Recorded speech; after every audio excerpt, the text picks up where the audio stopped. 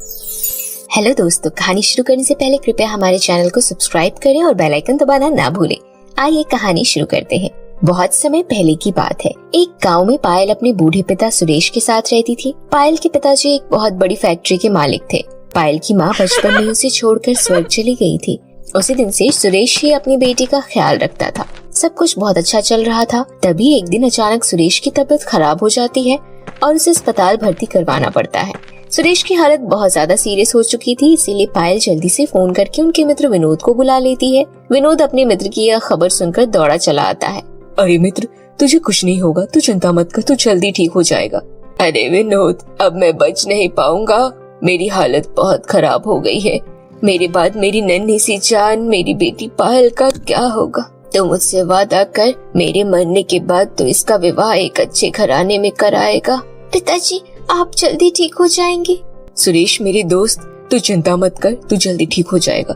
मैं वादा करता हूँ, मैं तेरी बेटी का विवाह एक अच्छे घराने में कराऊंगा। तेरी बेटी की पूरी जिम्मेदारी मैं अपने सर पे लेता हूँ। सुरेश मेरे दोस्त, तू कुछ बोलता क्यों नहीं? आंखें खोल दोस्त। और इस तरह सुरेश की मृत्यु हो जाती है। यह देख पायल बोलती है, डॉक्टर, पिताजी कुछ बोल क्यों नहीं रहे? आई एम सॉरी, अब ये इस दुनिया में नहीं रहे। यह सुनकर पायल और विनोद बहुत दुखी होते हैं। अब पायल बेसहारा हो गई थी। पायल पहले ही अपने काले रंग की वजह से लोगों के ताने सुनती रहती थी, परंतु पिता का साथ उसे हिम्मत देता था। उनके जाने के बाद दुखों का पहाड़ उसके सर पर टूट गया। कुछ देर बाद विनोद पायल के हाथों उसके पिता का अंतिम संस्कार करवा देता है और पायल को अपने साथ अपने घर ले जाता है। रामकली, यह पायल है, मेरे दोस्त की बेटी। वह अब इस दुनिया में नहीं रहा। मैंने ये सोचा है कि हम इसका विवाह अपने छोटे बेटे मोहित से कर देते हैं। अरे, ये आप क्या कह रहे हैं? आप होश में तो है ना? यह काली कलमुही हमारे घर की बहू बनेगी? नहीं, मुझे यह रिश्ता हरगिज मंजूर नहीं है। रामकली, मैंने अपने दोस्त सुरेश को जुबान दी है और मैं यही चाहता हूँ कि पायल हमारे घर में हमारी बहू बनकर रहे। शुरुआत में तो रामकली शादी के लिए तैयार नहीं होती, परंतु बाद में जब विनोद उसको पायल के पिताजी की प्रॉपर्टी के बारे में बताते हैं तो वह पैसों की लालच में उसे अपने घर में रखने के लिए तैयार हो जाती है। कोई बात नहीं, अब आप इस बिचारी को यहाँ ले आए हैं तो वैसे अपने घर में जगह दे देती हूँ, परंतु हम इसका विवाह अपनी बेटी से नहीं करा सकते। आप इसके लिए कोई और लड़का देख लेना। इतना कहकर रामकली वहाँ से अपने बेटे के कमरे में चली जाती है। रामकली यह सारी बात जाकर मोहित को बताती है। मोहित पायल का काला रंग देखकर उसे बिल्कुल भी पसंद नहीं करता था और वह उसे अपने घर में भी नहीं रखना चाहता था। अरे मेरे लाल, कौन कह रहा है हम इस लड़की से तेरी शादी करा रहे हैं? एक बार यह 18 साल की हो जाए, फिर आसानी से रास्ते का कांटा साफ कर देंगे और उसकी जमीन जायदाद पर अपना कब्जा कर लेंगे। अरे हाँ माँ, यह तो आप सही कह रहे हैं। इसके पिता की करोड़ों की जमीन जायदाद हम अपने नाम करवा लेंगे और इसे कूड़ के ढेर में फेंकाएंगे। इस तरह रामकली और मोहित आपस में बहुत देर तक बात करते हैं और अंत में जोर जोर से हंसने लगते हैं। इसी तरह दिन निकल रहे थे। शुरुआत के कुछ दिनों तक तो मोहित और रामकली पायल का बहुत ध्यान रखते हैं और उसे अच्छा अच्छा खाने पीने को भी देते हैं। पायल कुछ ही दिनों में इस परिवार में घुल मिल गई थी और अब उसे अपने पिताजी की याद नहीं आती थी। परंतु एक दिन, यह लीजिए आंटी जी, मैं आपके लिए चाय लाई थी। मैंने तुझे कितनी बार मना किया है, अपनी यह मनहूस शक्ल मुझे मत दिखाया कर। सुबह सुबह ही अपना यह काला चेहरा मेरे सामने लेकर आ गई। अब पता नहीं पूरा दिन कैसे गुजरेगा। आंटी जी, वो आज मैं जल्दी उठ गई थी, इसलिए मैंने सोचा कि मैं चाय बना दूं। अरे ठीक है, ज्यादा एहसान मत जता। देख, तूने तो चाय भी अपनी तरह काली लाई है, जिसे देखते ही उल्टी आ जाए। पायल को अपनी आंटी जी की बातें बहुत बुरी लगती है, परंतु वह उन्हें कुछ नहीं बोलती और सर नीचा करके चली जाती है। उसके बाद वह अपने कमरे में जाकर अपने पिता की तस्वीर के आगे बहुत जोर जोर से रोने लगती है।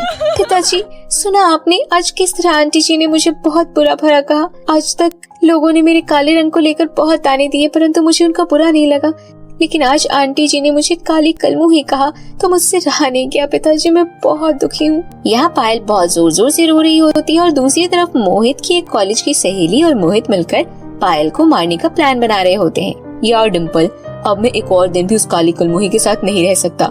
माँ ने कहा था कि वो कुछ दिनों बाद इसे रास्ते से हटा देंगी, इसकी सारी प्रॉपर्टी मेरे नाम करवा देंगी, परंतु वो पता नहीं किस दिन का इंतजार कर रही है। तो कुछ प्लान बना और इसे रास्ते से हटा, ताकि हम दोनों माँ से कहकर लव मैरिज कर सके। हाँ मोहित डार्लिंग, मैंने इस बारे में कुछ सोचा है। मेरे पास तुम दोनों के लिए मूवी की टिकट है, तुम दोनों एक साथ मूवी देखने जाओ। डिम्पल, ये तुम क्या कह रही हो?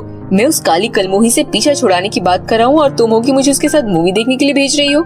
शांत हो जाओ मोहित, अभी तुमने मेरी पूरी बात सुनी। कहा यह 2 टिकटें पीवीआर सिनेमा की है, जो कि शहर में है। तुम अपने साथ उस कलमुही को शहर ले जाओ और जो रास्ते में एक गहरी नदी है, वहाँ उसको थोड़ी देर बाद में उलझा कर रखना। तभी मैं पीछे से आकर उसे नदी में धक्का दे दूंगी। इसके बाद न रहेगा बांस, न बजेगी बांसुरी। मोहित डिम्पल का प्लान सुनकर बहुत खुश होता है और जल्दी से डिम्पल से टिकट ले लेता है। इस तरह अपने प्लान के मुताबिक मोहित मूवीज की टिकट लेकर पायल के कमरे में जाता है। अरे पायल, मेरे पास मूवीज की कुछ टिकट है, अगर तुम बुरा न मानो तो क्या तुम मेरे साथ मूवी देखने चलोगी? क्यों नहीं मोहित, मैं अभी तैयार होकर आती हूँ। इस तरह कुछ देर बाद पायल और मोहित मूवी देखने निकल जाते हैं। शहर का रास्ता जंगल की ओर से गुजर रहा था। पायल और मोहित बहुत देर तक चले जा रहे थे कि तभी बीच में मोहित बोलता है, अरे पायल, मुझे बहुत जोरों से प्यास लग रही है, चलो पास की नदी से पानी पीने चलते हैं। इतना कहकर पायल और मोहित नदी के किनारे पहुंच जाते हैं। तभी मोहित पायल को बातों में लगा देता है कि तभी पीछे से डिम्पल उसे नदी में धक्का दे देती है। पायल को तैरना नहीं आता, वह नदी में आगे तक डूब जाती है। यह देख मोहित और डिम्पल को बहुत खुशी होती है और जल्दी से दौड़कर घर वापस आ जाते हैं। यहाँ दूसरी तरफ एक जलपरी पायल की मदद करती है और उसे बचा लेती है। पायल, मैं सोनम जलपरी हूँ। मैंने देखा किस तरह वो दोनों तुम्हें इस नदी में धक्का देकर मारना चाहते थे। वो तो सही समय पर मैंने तुम्हारी जान बचा ली। मुझे बताओ वह तुम्हारे साथ ऐसा क्यों कर रहे हैं? इसके बाद पायल जलपरी को अपनी सारी कहानी सुनाती है। जलपरी पायल की दुख भरी कहानी सुनकर उसे एक जादुई हैंडबैग देती है। ये जादुई हैंडबैग है। इस जादुई हैंडबैग की मदद से तुम्हें अपनी जरूरत का कोई भी सामान मांग सकती हो। सबसे पहले तुम इस जादुई हैंडबैग की मदद से अपने लिए घर मांगना और फिर कभी वापस उन लोगों के घर मत जाना। धन्यवाद जलपरी जी, मैं ऐसा ही करूंगी। पायल ऐसा ही करती है और एक खाली जगह में जाकर उस जादुई हैंडबैग की मदद से अपने लिए घर मांग लेती है। उस दिन के बाद पायल उस घर में हंसी खुशी से रहने लगती है। तो मेरे प्यारे दोस्तों, कैसी लगी आपको हमारी ये कहानी? हमें कमेंट करके जरूर बताएं और यदि आपको कहानी अच्छी लगी हो तो इसे अपने दोस्तों के साथ शेयर करें। तो फिर मिलती हूँ आपसे ऐसी ही किसी इंटरेस्टिंग कहानी के साथ। तब तक के लिए बाय बाय दोस्तों।